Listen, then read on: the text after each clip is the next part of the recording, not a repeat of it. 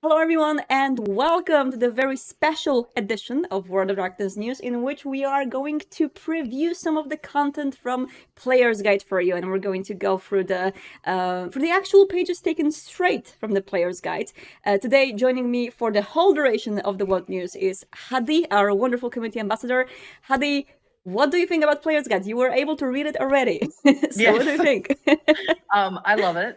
Obsessed. I think you know that. I think we've all been obsessed with talking about it the last few days. So Yes. yeah, I can't wait. I can't wait to talk about it. So we are going to go through some of the pages here that we've prepared for you, and a little preview on the site is the art from wonderful Mark Kelly, who has done a plenty of brand new art for Player's Guide too. The art is so good in the book. I think that was my very first comment to you. Yes, it's super good, and there's a lot of new content. So when it comes to the art, a lot of spreads with the wonderful art, and Mark is featured a lot in this book, so you can definitely experience way more art from Mark. And we are going to begin with a little introduction, although we're not going to read through it. You can jump in, and you can, of course, try to decipher what we have here on the screen, but do not worry. This is going to be available for everyone to read at your own pace right after the stream. That would be so cruel. Yes, no. It's all good. But one thing that I want to actually note is the very beginning of this one, because this is something that we also make this mistake. And this is something that I also sometimes make when I write about Player's Guide, that this is not, there's no apostrophe in the title, and this is how the book starts, because this isn't just a book for one player, which would be the Player's Guide with the apostrophe, or even for the players alone, but a guide to play itself, including every kind of play we've seen in these newest nights. Hadi, you've seen that the book, we are not going to show this part today, but the book also contains a quite hefty portion about the new styles of play. Yeah, I knew you were going to say that, yeah. Yeah, so how do you feel Vampire the Masquerade in general, like role-playing scene, changed in the recent time, especially because I've seen you exploring the new styles of roleplay recently, and I want to hear from you. Yeah. Well, I know you did ask me about this a little bit back in the day. Yeah. So obviously, I started my journey storytelling online exclusively. I've never had a home game. I've never sat at a table with people. Because something happened in 2020 where we were sort of forced to do things on the computer. Yeah. And I think, and that has evolved into, for me anyway, and for lots of people, has evolved into whole chronicles, whole crossovers, whole charity events, and it's exploded. It's a huge thing now in our space, in our community, and I think it's so important. And it's super important that there is actual advice in this book about it, because it is so different from a home tabletop game, hugely different. And I am so excited for people who want to do it and who are maybe a little bit trepidatious about doing it, because it is a little bit different and more, work, to have that sort of guideline to figure out how I can do this with the safety and, of my players in mind, and for everybody to have a good time with the right expectations. It's excellent. I'm so happy that it is included in this. Yes, and I do like this little call out in here when I'm checking the intro, which is, that said, we've tried to keep the focus of this book on vampiric rather than the mortal. Need discipline, powers, rituals, alchemical formulae, and the like, instead of list of guns or computers, because we all have Wikipedia anyway. Yep. And that reminds me of Hunter's Garage. That's what that reminds me of. And speaking of Wikipedia, all of the content of Player's Guide is also going to be on the Vampire the Masquerade official 5th edition wiki. Galador is already putting everything like ready-made to update the wiki, and we're going to do it once Player's Guide drops for everyone. So that's going to happen after April 10th. We're not going to update the wiki just now, just for those of you who are waiting for the wiki update for this. So yeah, Galador has you covered. Absolute wiki wizard, wiki beast. Yes. It's amazing. All right. There's also a lot of really nice introduction with words to unlive by, which is this is like something that we also sometimes make mistakes when we role play. Like we, oh, I live for this. No, vampire, you do not live We for this. You do not unlive. live. We unlive for this. And all of the other words which are being used in general, and how to use them when you play Vampire the Masquerade. But let's go into the meat of it, which is something that we grabbed from the from inside the player's guide, something that I know is never enough of. And we have it on the wiki, we have it in infographics, we have it in various different forums. Here is your 2-page spread character creation guide. You don't need anything else. It's literally, this is it's it. all there. The ultimate guide. The ultimate guide. And I love that they actually added the character sheets with numbers, so it's even easier to just understand where to put everything. Like, I really like this. On Wiki, you have pure text, you don't have any images in the character creation guide. But here, you have the little spread, which is actually really useful. What do you think about this one? Oh, I love this. Okay, so again, playing with people, who might not be as familiar, it does take a lot of, discussion about how to set these sheets up and, how to sort of get into the vibe of your character. But this, I mean, just being able to give them this and just sort of sit there with any questions is perfect. Especially, I love number 8, especially when it comes to, things like chronicle tenants and convictions and things like that, because in my experience, it seems to be the hardest thing to come up with. Yeah. So that I love. Love that so much. I really like this, and this is something we're also like paying attention to when we do werewolf, is that there are pages noted everywhere, so you know exactly, okay, I gotta go to this page. I don't have to Control F or browse through the book manually. There's just page numbers. So if you want to learn more about touchstones or about convictions, you know exactly which page of the core book to open, which is really good.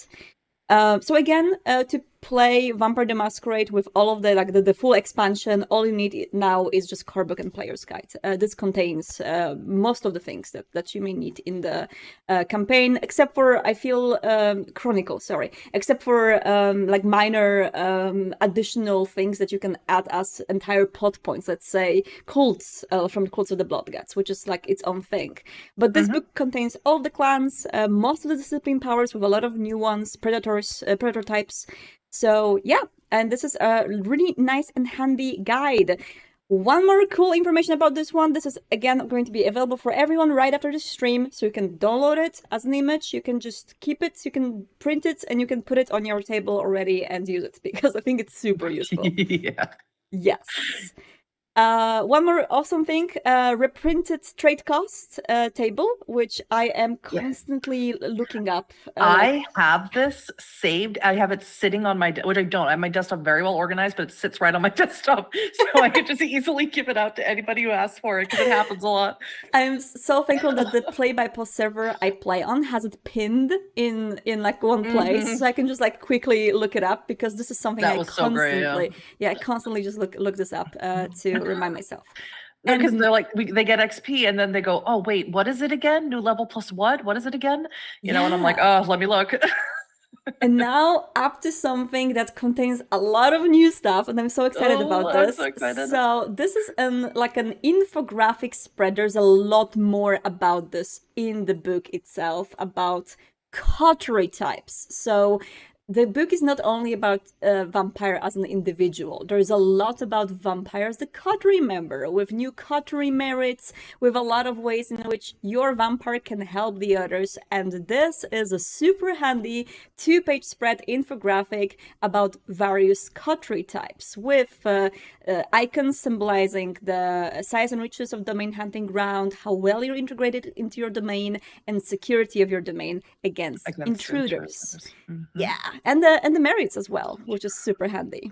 Yeah, I love that. And these are really cool because they give me so many ideas for games, which is my favorite thing about Coterie Types. It sort of can influence what type of story that, at least in the beginning, what you plan on telling, as we all know, that never stays the same. But the one I find most interesting, the one that I think gives me the most pause in order that activates sort of that creative itch in the brain, is Daywatch.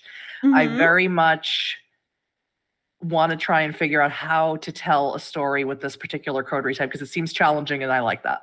I mean, we know that you like your Filmblatt I coteries, do. so I do. this will be super interesting. The one that I am very much leaning forward, and something that I would love to make, as much as, of course, vampire stories are stories about various shades of evil, but I really like the idea of Champions. champions. Yes. Mm-hmm. So Yeah. basically, trying not to lose hope or humanity, cling to it, and protect the domain from worse predators, making sure that you are the worst monsters in there, and there's no one worse than you. Yeah.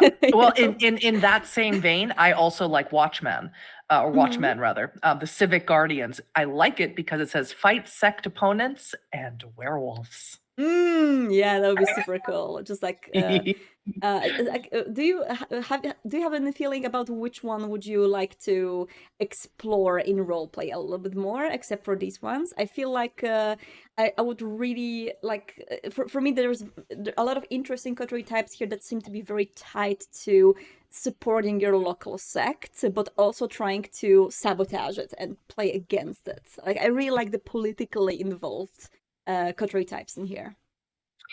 Yeah, so I am planning in the future to tell a game set in Boston, a vampire game set in Boston. So I'm definitely looking at corporate, since it's going to be a Camarilla game. And I'm definitely excited about that idea, but also I have some other ideas about it that I probably should keep to myself. Are you saying that you plan to finally have a chronicle, one of the very rare chronicles in which the skill finance will be put into play? That is one of those skills that I really want. I try my best to utilize all the skills, and I really want to get my hands on that one. Yeah. We need to definitely, like, this is a call for storytellers out there. Do use finance more often, because I've seen Vampire the Masquerade players getting a comfortable thought in their head that they do not have to invest points in finance because no one ever rolls for finance. And I'm like, you know what? Let's now start to roll for finance, so people are like, no, we weren't supposed to make our characters this way. But yeah, this is super handy. I love the icons. I love how it really helps just very quickly check out the merits and everything involved. But you can also just very quickly go deeper into the book in the coterie section and read more about these. So that's really cool. And now we are getting into one of my favorite parts. I am very biased because I wrote it. When you asked about like pages to preview, this was my answer, like within a second. So this is my little pride and joy. Salubri Archetypes. I know everyone waited for this because when we released Companion, we haven't actually, and that was a conscious decision not to release Salubri Archetypes at first because there's not enough Salubri out there, and we were like, with like Salubri being so scarce, maybe there are not particular archetypes about them, in play. But then people like gave us a feedback that because of this, maybe they do not really know how to play Salubri, how to incorporate them in their chronicles. So because I admit I play my Salubri character now for over 2 years, I believe, I was like, can I please give you some ideas? I have a lot of ideas for these. And this is how the Salubri archetypes came in place. And which one is your favorite from these ones, Adi? Well, my favorite is Unwilling Healer, just because I feel like that one, in my particular flavor of emotional damage, I feel like that one just plays into it the best. Absolutely. Just because they are able to heal and they have that innate ability to be able to do that, but it's not what they want. It's not what they thought that Unlife was going to be like, or something to that effect. And they're like jaded healers, and I don't know, something about that really tickles my fancy. Yes, this is how this is directly inspired by my character, because for me it was so interesting to explore the idea of compulsions being something that you really don't want. Like, some vampires do tap into what their compulsions represent. Like, you are ruthless as a La Sombra, but you may not want to be ruthless. You may want to be, a good team player, right? And with Salubri, with their compulsion being compassion, I felt it was so interesting to explore, what if you don't want to be compassionate towards other kindred? What if you consider them as monsters and you consider them to be bad and you don't want to help them? Yes. So yeah, I really like that idea. I have a Salubri player in my chronicle, and absolutely that would be the archetype that they would fit into best, because they absolutely hate other kindred. Yeah. So basically, to give you a short summary of these, we have Seeker of the Truth, which is, hey, the third eye must mean something. There's something deeper in there, and I must find the reason for why I am this way and why everything is this way. And Seeker of the Truth, I would say, would tap more into players that like playing Ravnas or characters who are more daring and try to break either break the rules or break their own boundaries and try to risk themselves in order to find the truth, even if you never find it. Like, it's about the journey. Unwilling Healer, we covered this already, while a step further into that direction would be Monster Against Monsters, where you really didn't like the fact that you were hunted, that you are in this very, very bad position in your own life, so you're trying your best to fight other vampires and show them who's the actual monster. I do like this one. This is Unwilling Healer to the extreme, I feel like. This is like one step farther from it. Because Unwilling Healer still heals, while I would assume Monster Against Monsters wouldn't be so willing to actually help anyone. Yeah, like, I mean, Unwilling Healer is like a begrudging or reluctant healer, whereas Monster Against Monster is like, I hate everyone and I'm going to make sure that I bring about their yeah. And the last one is also something that's like directly inspired by roleplay, as with how harsh Salubri Bane is. There's a lot of precautions you have to make in order to hide the third eye. There are many occasions in which you are in the streets, you're in public, and you might have to use your disciplines in order to either survive or get some information. So you better have some adhesive band-aids on your forehead to absorb the blood which is going out of there. You better have some beanies, better have some hats, better have some even like masks or like clay molds on your face in order to hide the fact that you have a third eye on your forehead. And with all of that prep, it is only assumed that you are pretty good at disguising yourself. You're pretty good at blending in. You try your best not to stick out, and that makes for a great spy. Yeah. I really like these images on the side. I do believe they are by Krzysztof Wieniawski. Yeah, they're super, super love gorgeous. them. Yes. The one on the right, immediately I was like, I'm in love. What's their name? Have you seen her t-shirts? I love her t-shirts. Yeah. I mean, it's a little on the nose in terms of like in game. I'd be like, Honestly, but, as an art piece, I don't mind it at all. I feel like it would be super fun to play the Salubri who is just all out there with the fashion, at least. Like, yeah, maybe I don't have like maybe I haven't third eye on the forehead. It's my fashion style. It's my fashion choice. Could you imagine like a Salubri and a Toreador and a Coterie and just like annoying the Toreador with having better fashion sense? I feel like that should be like all clans. All clans should do that once in their entire lifetimes. And now to the part which a lot of people have been waiting for. I'm going to zoom in so you don't say everything just yet. Clan Bane variants. This is the first half of them. So we're going to showcase you alphabetically the ones from A to M. And we're not going to showcase, I think, like the last one we showcased alphabetically is Malkavian. So no one after that, but you're going to get a good glimpse. What do you think about these, Harry, before we jump into them and go? I love them. I have more to say about the ones that aren't here, so I'll say nothing about it. Because one of my favorite ones is in there, but I love these. This is a storyteller's dream of having a variance to the Clan Bane. It makes messy criticals and bestial failures more exciting. It's sort of sort of the coterie or the players learning that they might have a variant to their Bane. It might not something they expect, especially if you don't, discuss character sheets in session 0 with each other. And it's a dream, honestly. Yeah. And this is great because it also, so not only it fits Chronicles in which you are exploring different themes in which your already made Banes are just, they don't fit. How it is being like by the book, how we can see in the introduction here, which I'm showing for the reason, is that these Banes should be applied to clans as a whole in order to maintain the same identity of the clan. So you do not have it is not necessarily by the book to go and have your clans being, oh, which Bane you have, this one or this one, right? It's more like a Bane as a whole. Although I've already talked to some community members who are running massively multiplayer chronicles and massively multiplying places where people just roleplay hundreds of characters. And in these cases, of course, if you want to employ both of the Banes, if you want to ensure that people have a choice, I feel it's also fair. Do whatever you please with them. I think like they're cool. They're mainly used by, I think, storytellers in order to ensure that the Bane is going to have an effect in play. But if you want to mix and match, do whatever you want at your table in your game. What fits your game fits best, and this only gives you more choice. So let's start with Banu Hakim. Would you like to read this one? Certainly. Banu Hakim, Noxious Blood. Lost my my eyes wandered before I started reading.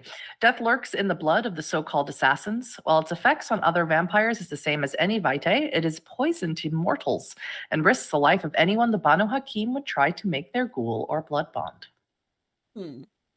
So a mortal drinking I the love blood that. of Banu Hakim vampire suffers aggravated damage equal to the Bane severity of the vampire for each rouse check's worth of blood ingested. In addition, Banu Hakim vitae cannot be used to heal mortal injuries. This is really cool, and this is also standing in very like, I feel like a bit of a contrast to the original Banu Hakim Bane. So if you have a focus on mortal society and interactions with mortals instead of other vampires, this is going to come in play way more than if you would have the original Banu Hakim. I like this one. I think like as a Banu, I would be probably more interested in taking this one, although I feel like it might be a little bit more punishing than the original one. What do you think? Well, as someone who just started playing a Banu Hakim, I would love to have this one. Okay. Honestly. All right. You like to live dangerously, I see. Yeah, I like to be hurt. Mm-hmm. I like, as a storyteller, I like to hurt, and as a player, I like to be hurt. So yes, I would like to have. I like a lot of challenge. I like really difficult characters in terms of difficult flaws and things like that. Mm-hmm. I usually take like I can't remember what it's called at the top of my head, but the 2-dot flaw where you like, insta blood bond. I can't actually remember what it's called. It's so good. Yeah. Yeah. Blood junkie? No, not blood junkie. Blood slave? Bone is it slave. blood? Bone I don't slave. know. I Bone actually don't know if slave. that's correct. I think bone slave, yeah. Yeah, I usually take that stuff like that. I really enjoy. Now this one, so I have a Fimblood who has a Bruja Bane flaw, and I think I'm going to switch to this one. Do you want to read this one? Where are we? Bruja? Violence? Yeah. Mm-hmm. On living vectors of revolt, the Bruja cannot help but change things, often violently and not always for the better. While all vampires harbor a capacity for destruction, a hungry Bruja always does some kind of damage. On a messy critical result on any skill test, a Bruja vampire may cause damage, physical or mental, depending on the situation, to the subject of their interaction equal to their Bane severity, in addition to any other result of the hunger dice. And the damage is aggravated unless the player spends a point of willpower. Ouch! That one's for me. That's rougher than the Noxious Blood. Yep. Because that could make that because okay, and here's why. I'm gonna explain. I'm sorry. I'm so excited. I'm like jittering in my seat. So the for example, the Banu Hakim one, that's sort of a thing where like, okay, so you can't have a ghoul, and that's sort of, you just got to sort of avoid that, and that might not come up or might not be a significant issue. But the Bruja one might make what could have been an easy task into something that just blows everything out of proportion, which could be fun for the game, but yeah, might just really spiral out of control. Yeah, and I even imagine that this sometimes may not be directed as like I am, for example, I'm playing this Fimblood who is he's very like thin and small, like he's just a small boyo.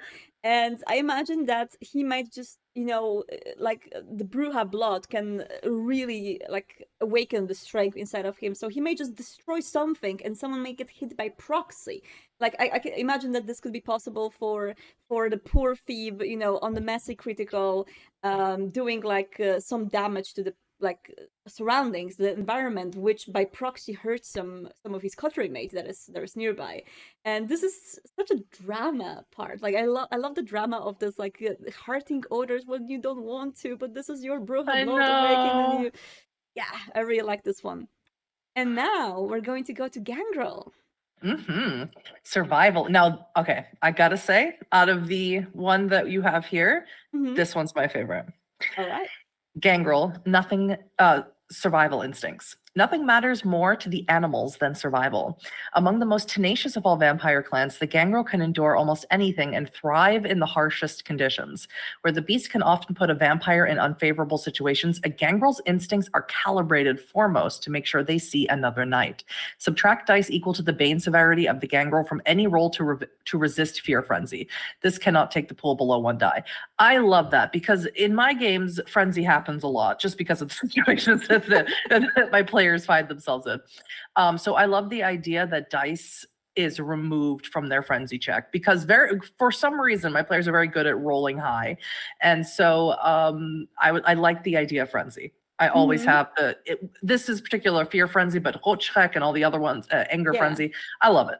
Yeah, I love it. I love it enough that for me this is something like if I would homebrew my characters, I would actually homebrew my Salubri to have this one, just because like if you have a vampire who thinks only about survival, like you are so fixated on surviving and on making sure that you're going to live another night. I feel like this one fits a lot of characters, not only Gangrel. Like this is super good. And yeah, I also and like this is another one that Bloods can take, I think. yeah.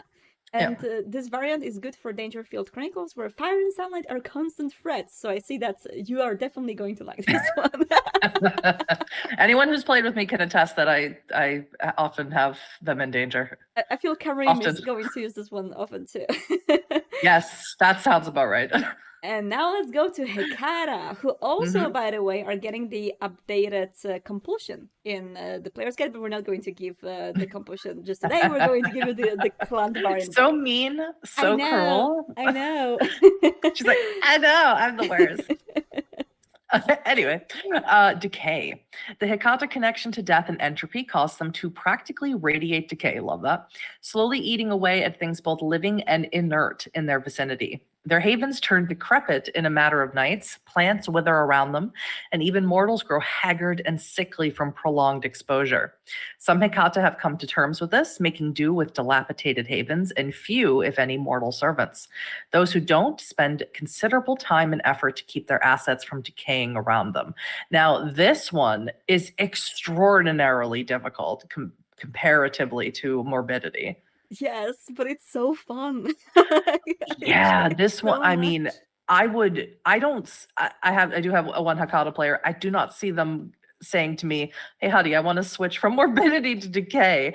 But I would love to have someone with this flaw in a game. I think it's great if you are not necessarily like if you're playing a Hekata with mortal servants, then morbidity definitely is something that you would aim more for. But if you are playing a loner Hekata, living in your decrepit mansion, having this creepy vibe about you, I think this is amazing. Like I imagine from like the like old characters from Vampire the Masquerade that I remember is that the typical Giovanni characters would be definitely morbidity. But for example, Pisha, remember Pisha? Like she would have this one, right? Yeah, of course. Yeah. So for me, this is definitely. I could see people who take like Nagaraja or Samdi into their Hekata would definitely want decay over morbidity. Yeah, definitely. I really like this one. I feel like this gives me some ideas for these very creepy Hekata characters. Yeah. All right. I just need to sell it to my player. I just got to put on my salesman cloak and here we go. I see that there are some people that were waiting for La Sombra, so let's check out what callousness is all about. Yep, callousness. Whether from their tendency to select particularly ruthless mortals for the embrace or that something gnawing at their psyche, La Sombra vampires tend toward the inhuman regardless of sect or unlifestyle. Something just seems off about them, and La Sombra who care about their sanity must be extra careful lest their beast take another bite out of their humanity. So when making a remorse roll, deduct a number of dice equal to the bane severity of the La Sombra vampire. This cannot reduce the dice pool below 1, which this is crazy difficult for La Sombra, especially because many of the Oblivion powers require, if you get a 1 or a 10, you get a stain. Yeah. So this is incredibly difficult for La Sombra, which I love. I have to say, majority from like my subjective view, majority of the variant Banes are actually more harsh than original. I would say the variants are harsher, yeah. But this one is great in the fact that it allows you to use technology. Similarly to, we're not going to share this one today, but Nosferatu Bane allows you not to be repulsive, which is also pretty amazing for I Nosferatu. know. So something that is, forever La Sombra had to agree with the fact that we're not going to use technology. We have to have goals for that. Here, hey, you don't actually. You don't need to go that far, but this is very, very... But you just might turn into a white a lot faster. I mean, good luck with your roles, I guess. And Yeah. I feel like Colossons is also interesting for those characters who want to play La Sombra really like clinging to their humanity and trying their best, like have that drama of dwindling humanity loom over you. Maybe similarly to Salubri, you do not want to use your disciplines often. You are restricting yourself from the usage of Oblivion, and you only use it in the darkest, most dangerous moments. Like, I think it creates a very cool drama.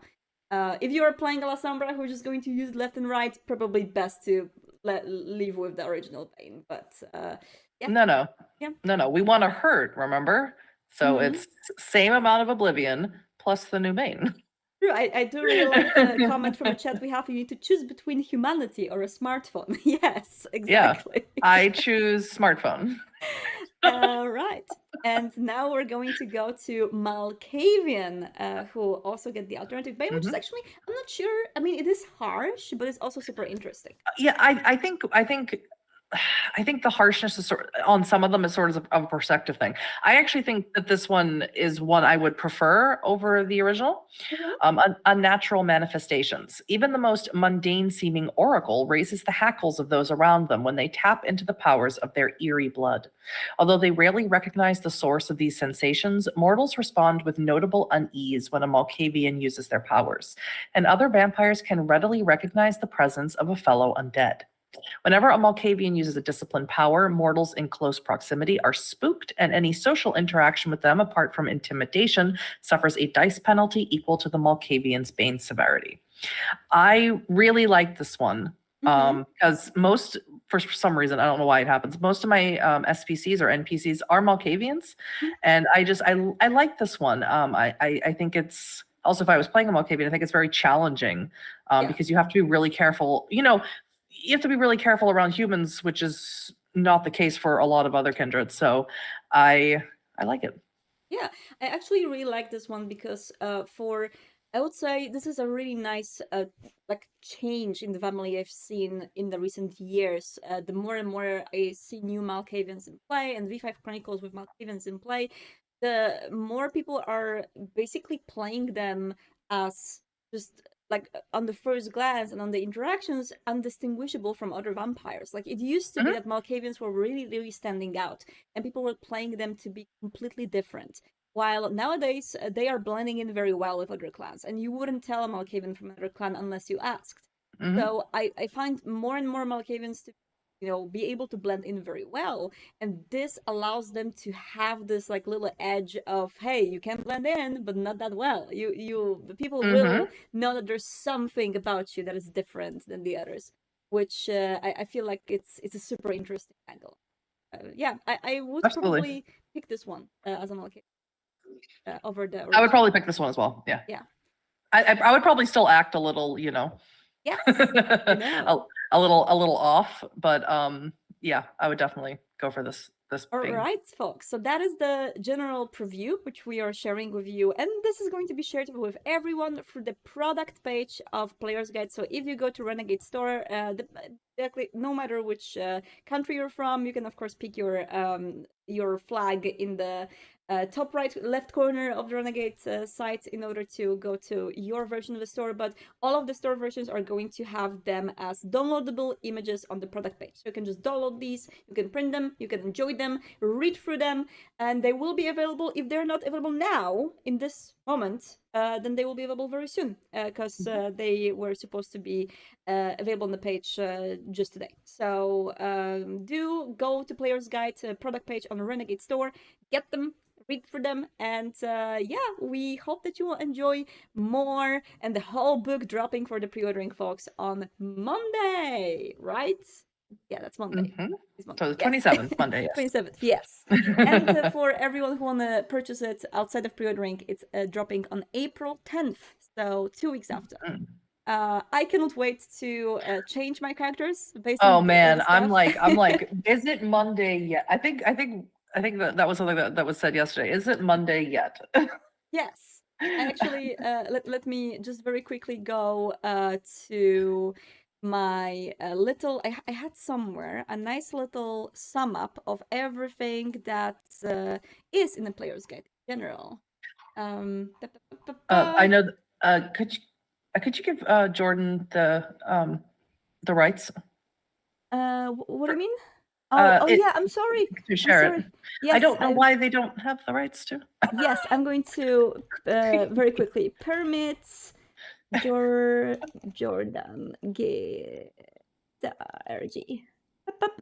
Sorry, here we go. Now we can pause. Thank you so much, Jordan. So yes, this is right Someday now. Someday I'll write down all the things for Nightbot. I promise. Someday I'll do it. Yes, and just to very quickly give you a sum up of everything available in the player's guide. This book contains 40 new discipline powers for all clans.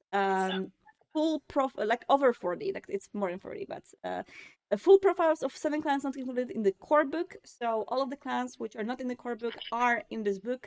Most of them with a new write-up, so you will have new content with these clans. Hekata has a new compulsion, just letting you know.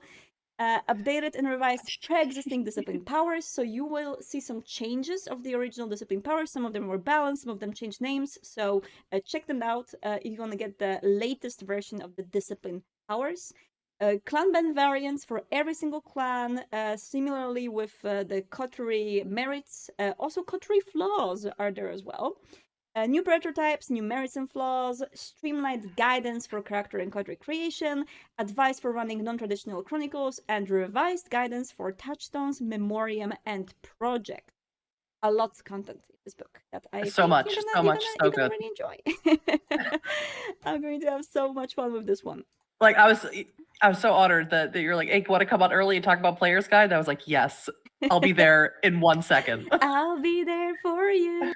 So, folks, now that we've run through the review, we actually do want to go and run through some community stuff as well, because there's a lot of nice stuff that our dear Hadi has prepared down there. And Yes. I just want to say there's a lot of love in the family.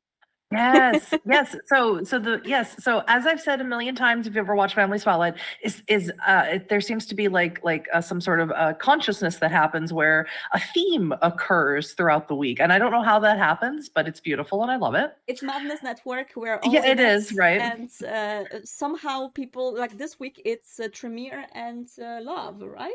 Yeah, it was Tremere and romance. It seemed to be the very common thread throughout this week, and I was here for it. That's one of my favorite things about Vampire. Although I have never had a romance myself in Vampire the Masquerade. I'll get there. I'll work on it. This have to change. We have to change that. All right. So let's start with Kaim Sadar on Reddit, VTM, Geek Collecting Tzimitzi. Now, I saw this, and one, of course, the art is gorgeous. Yes. One. But I had to stop and pause and have a laugh. I love the idea of like a Tzimitzi being possessive and collecting Funko Pops and stuff. That's like my new favorite concept now for a Tzimitzi. Oh my goodness, you said that, and you know what I thought about, right? No. Vicissituting people into No, Funko Pops. you mean flesh crafting, unless they're vicissituting Okay, themselves. sorry, yeah, you're right. Flesh crafting people into Funko Pops. Now I cannot get this out of my brain, and I want to get this out of my brain because I'm gonna. No, I don't want it out of my brain. I wrote it down for character ideas. No. And this one I actually saw, and I was like, we need to have it on the spotlight. It's so gorgeous. Look at this trailer. Yeah, so this is Hanasoria. We featured them a few times now on the Vamily Spotlight, and this is a Tremere that they made for their friend's birthday, which is a character that they play in their VTM game. And isn't she beautiful? Gorgeous. I love the lighting. I love the shade.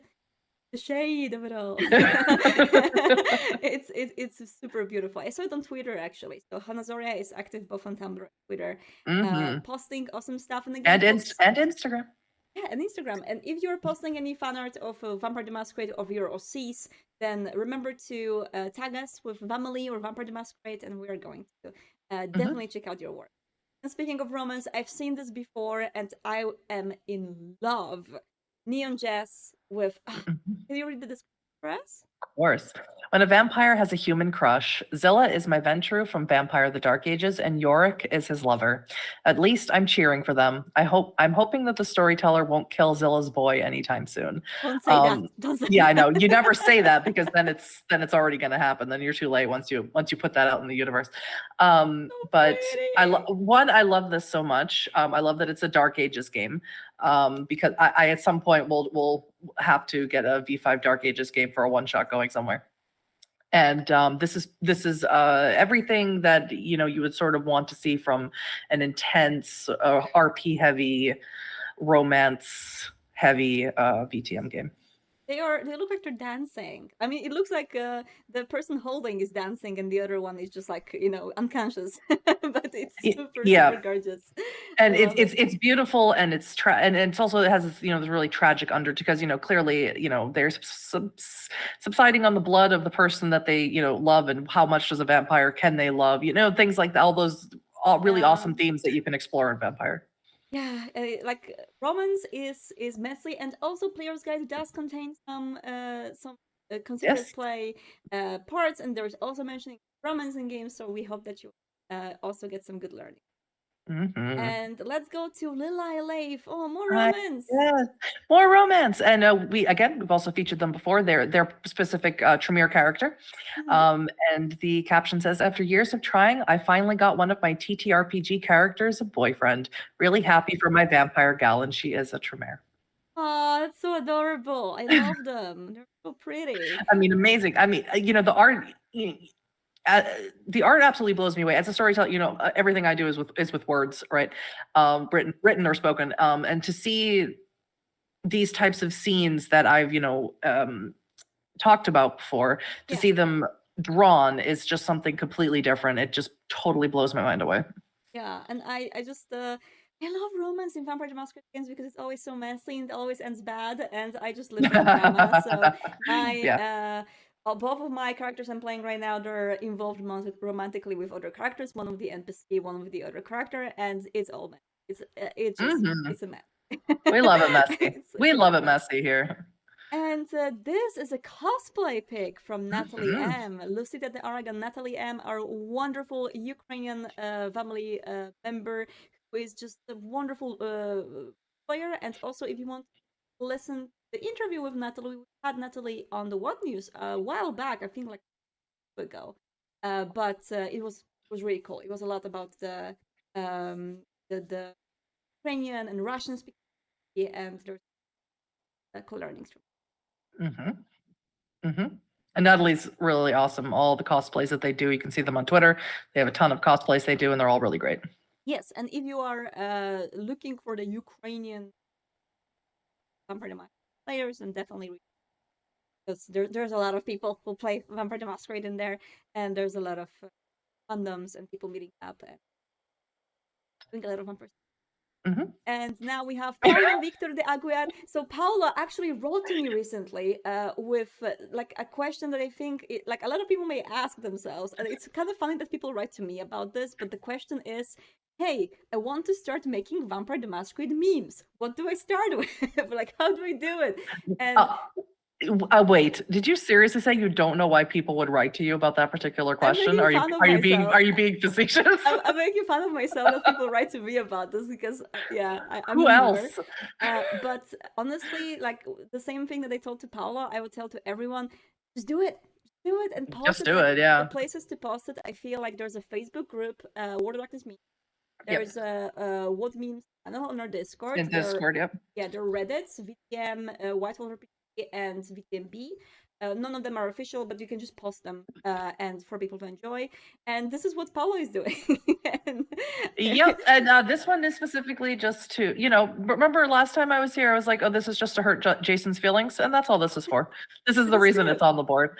That's true. I also like the other meme that Paulo made with Shrek, and there was like Yeah. Shrek and his wife arguing about various types of blood sorcery, and there was a donkey Yep. with Finblood alchemy. Yep. I actually saw that one like maybe like 10 minutes before you went live, and I was like, oh. Yeah, but they're all good. So do follow Paulo. Paulo is going to make more memes, and I'm definitely looking forward.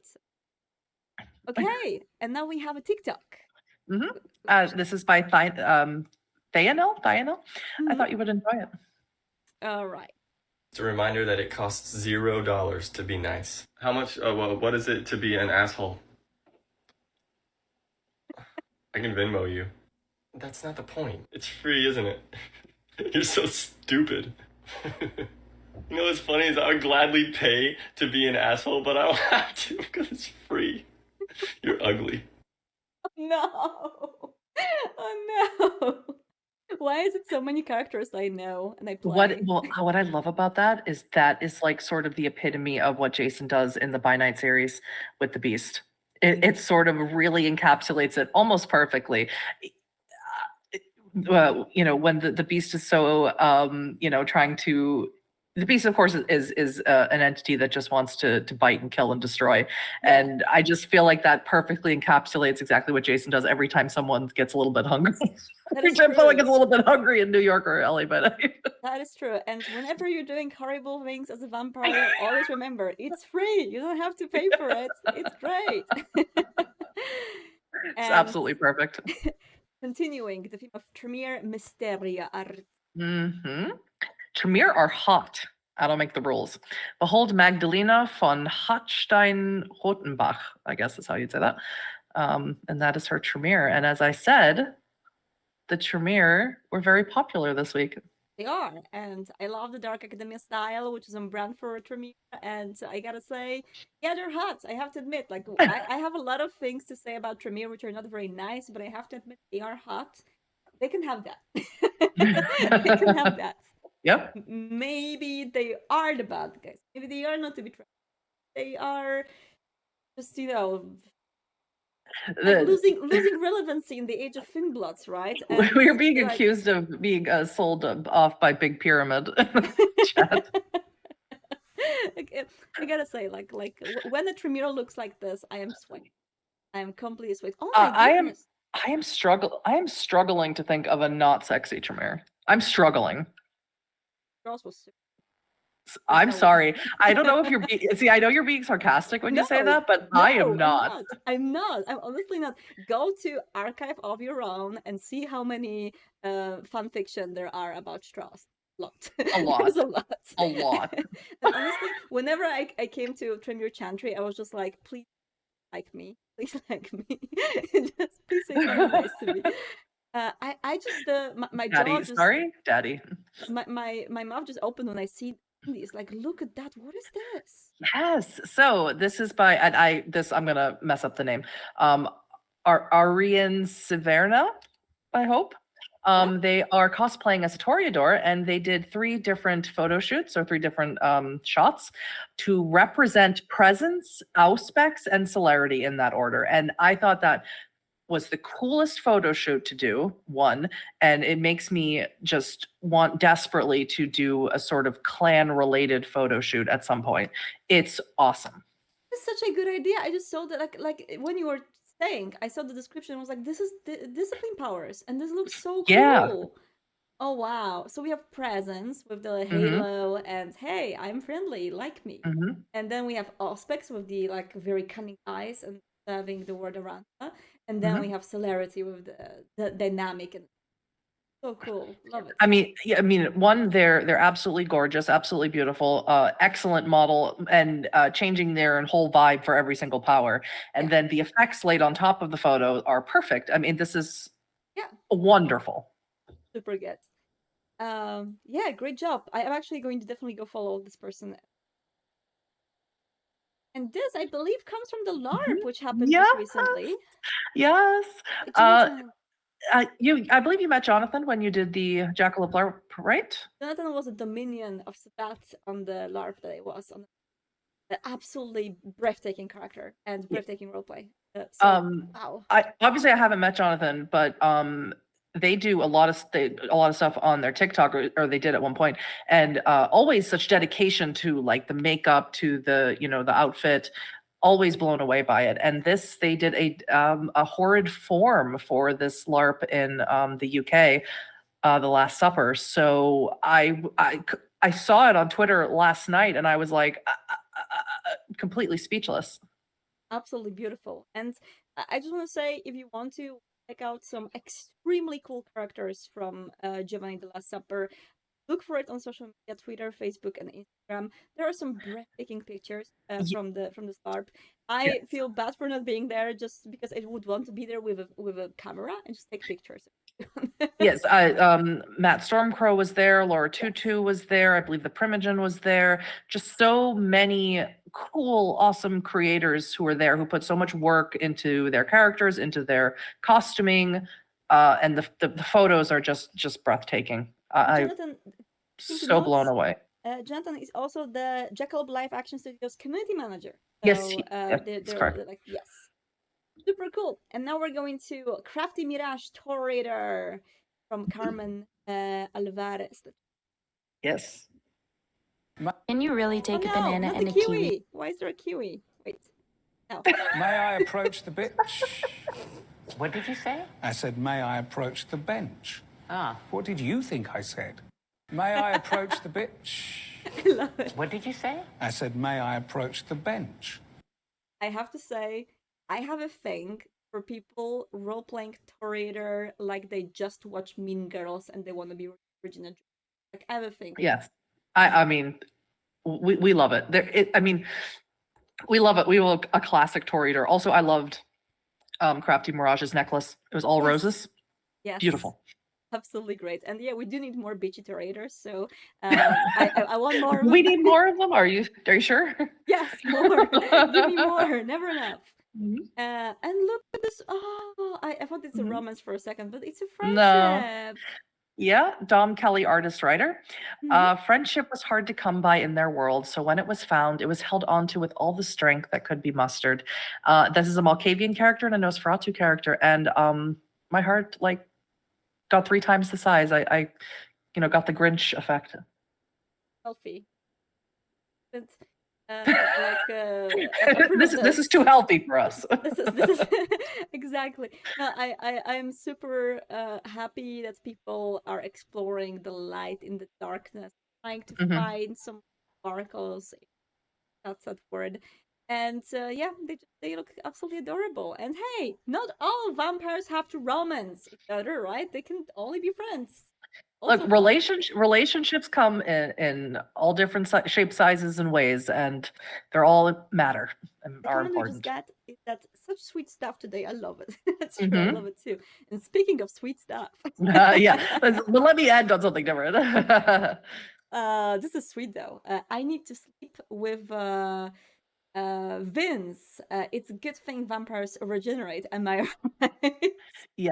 So what I love about this, besides the fact that it's awesome, I love because vampires get hurt, and your storyteller will describe how they get hurt. But seeing it visually, I mean, they it looks like maybe they took like a shotgun blast that just sort of clipped him on the side of the face, and this is what it looks like. So could you imagine then continuing role playing and this is what you look like? And you were just casually smoking because casually smoking, yeah. Mood, right? This is so cool. I have to say, this is this is how you can be a really cool vampire. Just take a shotgun to the face. Yeah. And then light up. I need to feed first to regenerate this. I'm not gonna wait blood right now. I don't want to. Yeah. I still have Blush of Life activated. I'm not gonna waste that. I'm gonna have my cigarette. Exactly. Yeah. All right. And last section, LA by night and New York by night, starting with our wonderful alien. Aisling Sturbridge by Arsene Kuma. No, I believe because it's a Scottish name, Welsh name. So it's probably neither of those. Irish name. Irish? I think so. It could be. It's one of them. And it's pronounced Aisling. I finally caught up with New York by Night and got to see Aisling in the playcast. Old piece, but I had to paint the girl boss right after I finished the episode. And yes, Becca Scott played Aisling Sturbridge as a girl boss. It was amazing. This actually does remind me of the cosplayer we heard before, Natalie Manzurenko. I believe she made a cosplay with the exactly the same pose. This is so iconic for Aisling. I just love it. I love the light here. Another Tremere, of course. Another Tremere, that is true. But this cannot be Tremere, can it be? Oh, of course not. It's our dear Carver. By Fair Kalen, who we featured many times on the Vamily Spotlight. Sorry for only drawing Carver. It will happen again. And I live for this attitude. This is great. And I love the little tongue stack out and just being playful and hey, buddy, you know. We love Carver here, even though he's absolutely horrible. And speaking of characters we love, this one has a lot of fans. Arson Kuma again. I'll see you in the fires, Annabelle. My favorite PC from LA by Night. His performance was literally the reason why I looked into playing BTM. Wow. And although I usually try not to include two pieces from the same person, I did want to put this one in here because it said this is the reason why they looked into playing BTM. And that's amazing to me. The fact that an antagonist, and because Brennan Lee Mulligan played him so well, he really drew people into actually playing Vampire the Masquerade is amazing to me. What is your commentary on the unquenched thirst for Adrian? Oh, absolutely like prevalent everywhere. Yeah. I guess it really just depends on what type of, issues you have. But no, absolutely, Brennan played him in a way that you couldn't not be somewhat attracted to him, whether you were unconsciously or not. And also there's this whole thing that came out recently called Fleabag, where there was this whole thing with the priest that was a romance thing. So, it's just all playing into each other. It's good. It's good. It's all good. But we're back at the very last one of them. So now let's go to Eclectic Fiend with... This is all for you to read because this is... I forgot to put the description. This is New York by Night characters under Tumblr memes or Tumblr post titles. This is one of my favorite style of memery, actually. I'm making another, just a little teaser. I'm making yet another Vampire the Masquerade clans as Tumblr shitpost thread, which I'm going to post soon. I'm almost ready with this one, so let's go. Allied, I don't like sex. Now get on the vivisection table. And what's really wild about Electric Fiend is they are very accurate. Yes, extraordinarily accurate. Look at the smile. Allied, I don't like sex. Now get on this table. It's so good. Oh God. Okay, yes, I may be evil and morally corrupt, but I'm also incredibly beautiful, and I think that they're separate, honestly.